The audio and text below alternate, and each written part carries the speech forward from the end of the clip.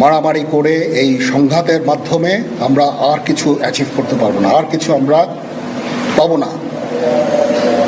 সুতরাং দয়া করে আপনারা সমস্ত ধ্বংসযজ্ঞ, সমস্ত অরাজকতা, সমস্ত সংঘর্ষ থেকে বিরত হন এবং ইনশাআল্লাহ আমরা সবাই মিলে একটা সুন্দর ভবিষ্যতের দিকে আমরা অগ্রসর হব। প্রতিটা হত্যার বিচার করা হবে, প্রতিটা অন্যায়ের বিচার হবে। আমরা আজকে সুন্দরভাবে কথা বলেছি, সমস্ত দলের প্রধান দলের নেতারা এখানে উপস্থিত ছিলেন।